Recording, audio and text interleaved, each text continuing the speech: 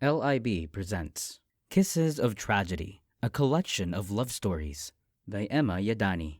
Copyright 2021 by Emma Yadani. Published by Life is Beautiful Printing Corporation. She's a Tribe Woman. Narrated by Carlticulate Coffee. Siya nga pala ang anak kong si Ida, bunso sa magkakapatid. The chieftain of the Batak tribe said, pointing at a woman in the distance. The moment I fixed my eyes on her, I knew something about her was different. From what I had observed earlier, the other women in the tribe had dark complexion, dwarfish height, and short, curly black hair, unlike her, because she had long black hair bouncing behind her back. Natural fair skin that no matter how long she was exposed to sunlight, her complexion never darkened, and height that dominated the other women in the tribe. The thing that only made her similar to them was her clothes. All of them wore sarongs to cover the lower part of their body. Hers was a lavender one. Napakagandang bata. My uncle commented. Pero mukhang naiiba siya sa ibang mga babae rito sa tribo nyo. The chieftain chuckled. Tama ka riyan. Hindi namin kadugo si Ida, pero itinuturing na namin siyang parang tunay na anak namin. Katulad ng sinabi mo, kakaiba talagang dalagang yon. Hindi lahat ng mga kasing edad niya ay may alam sa pagsasalita ng Tagalog, maliban lang sa kanya. Paano pa nangyari yun? Hindi ko na mapigil ng magtanong. Natagpuan si Ida ng isang katribo namin sa gubat, ngunit noong 10 taong gulang pa lamang siya. Dinala siya sa akin dahil nakakaintindi ako ng wikang Tagalog. Sinubukan namin siyang tulungan para hanapin ang kanyang mga magulang, pero nabigo kami. Hindi nagtagal, kaming pamilya ang kumupkop kay Ida. Mabilis na naibigay niya ang sarili sa kultura namin, kaya hindi siya gaanong nahirapan. After over an hour of listening to their conversation, I concluded this was the only topic that I got interested in. Ida was pretty fascinating. Sandali, ipakilala ko siya sa inyo. Before I could even react, the chieftain already called and gestured for her to come over. Ida! My heart pounded fast when she started running in our direction, but I never looked at her once again. God knows how much I wanted to glance at her, but I saw something that I shouldn't see. Goodness! Why on earth was she running topless? Pa! She greeted the chieftain, squatting down beside him. Bakit po? Magbigay galang ka sa bisita natin. The chieftain said, pointing to us. She gazed at my uncle and me. Mapyan temprano. She greeted us cheerfully, but I only furrowed my brows in confusion. Anong sinabi niya? Magtagalog ka, Ida. Hindi ka nila maintindihan. Po?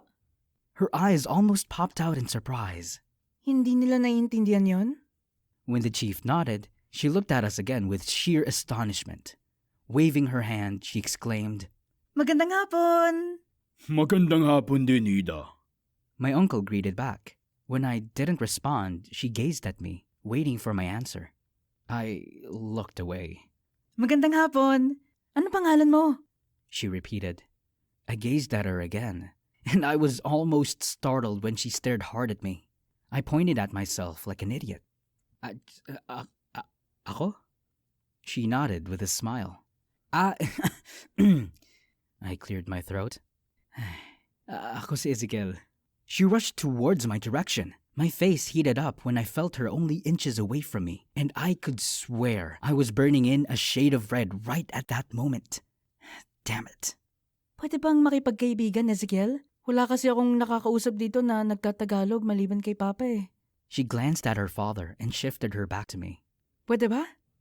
From the way she was behaving, she was acting too childishly, which was way different from the other women in the tribe. She really was something. Smiling without making it awkward, I nodded. Oo naman. Her smile grew wider. From that day on, we became close friends, to the point that I let her use my personal things. What could I do? She, walking around their tribe topless with only a piece of cloth covering her lower body, bothered me so much. So, to avoid that, I usually allowed her to wear my shirts whenever she visited our hut. Since my uncle was an anthropologist and he was conducting research about this tribe, we had to stay in the village for 3 more months and learn about their culture and traditions. At first, I thought it was going to be hard not to have any kind of technology on this mountain. But Ida was there to accompany and distract me. She opened my eyes to the beauty of their tribe. But little did she know, she was that beauty. I fell in love with her tribe because it was a part of her. The sky was already dark, and only the flaming bonfire, the twinkling stars, and the luminous moon gleamed over the surroundings. Just like the other men, I wore nothing but a loincloth or bahag wrapped around my waist. It was a bit embarrassing to wear just a small piece of cloth on this windy night. I shivered while wearing this kind of clothing. But tradition was tradition. Minutes later, the traditional dance began. Batak women, wearing only a colorful piece of cloth around their waist, were holding heavy club-like drumsticks as they pounded them against a long tribal drum, producing a joyful rhythm. Other women started walking around as they danced gracefully, with their hands and body in midair.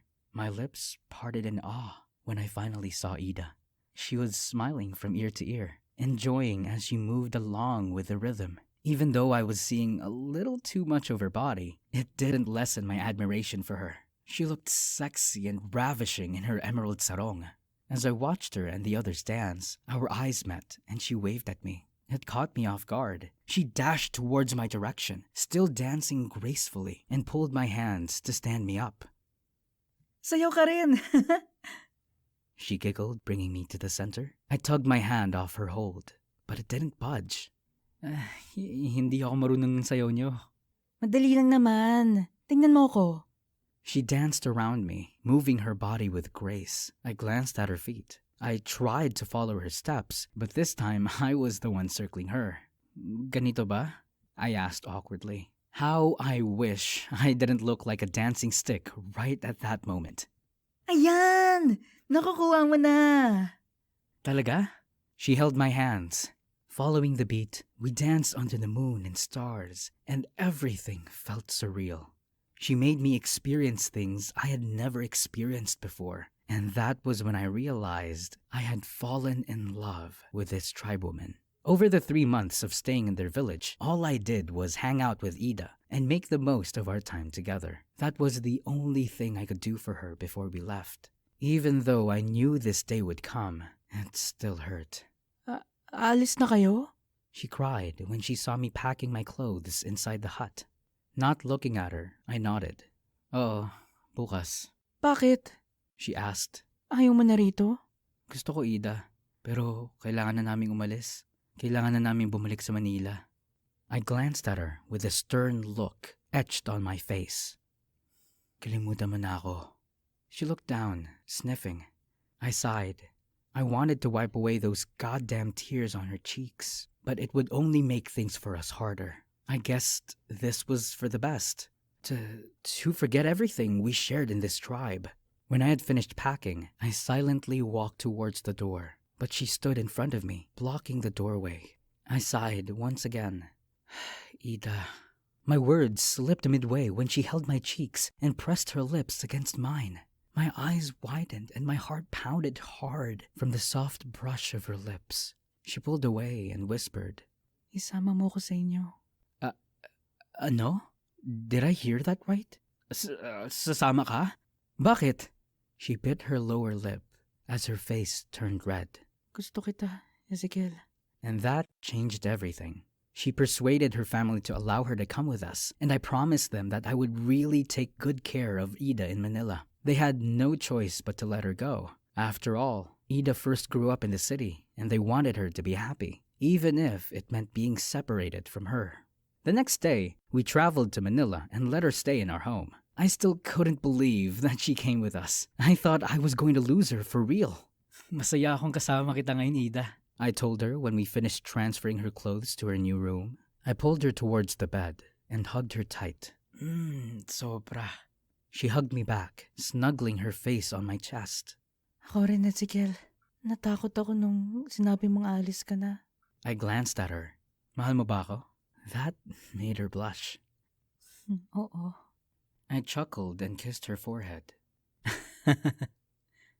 Mahal din kita. Hindi kita papabayaan, Ida. Tutulungan kitang masanay na mamumuhay dito sa syudad namin. Pangako ko yan. Salamat, Ezekiel. Salamat dahil dumating ka sa buhay ko. She hugged me tight until she fell asleep between my arms. Weeks passed, everything went smoothly. I bought her clothes, introduced her to the power of technology, and carefully explained to her the differences between our traditions. She was slowly adapting to our customs, and she was starting to fit in the society. Until one day, after I came home from work, I found out that she had booked a flight to Palawan and had gone back to their tribe without even telling me. Her disappearance almost drove me crazy. She simply left a brief note saying, Mahal kita, pero hindi talaga ako nababagay sa mundo mo. Patawad. But the letter wasn't enough to answer my questions, so I followed her as soon as I booked a flight. Along the way, I was devastated and confused as hell, not knowing the reason why she left me clueless. She gave up easily. What had I done? We seemed fine the other day. Or maybe that was just what I thought?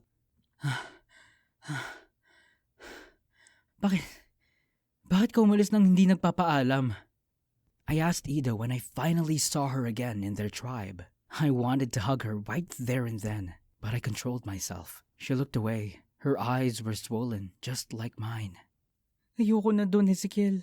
Dapat di ka na pumunta rito. Pagkatapos ng pinagsamahan natin, aalis ka na lang bigla ng walang paalam? Singhal ko. Kung may ginawa man akong masama, please, sabihin mo naman sa akin. Basta, ayoko na doon, Ezekiel. Ayoko na! She started to cry like there was no tomorrow, and that caught me off guard. Bakit? Sabihin mo naman. Her body trembled, and her sobs became louder and louder. I rushed towards her, but my body froze when she said something that shattered my goddamn world. Hindi ligtas ang isang katulad ko doon sa lugar ninyo, Ezekiel. Nakakadiri sila. Ginahasa nila ako.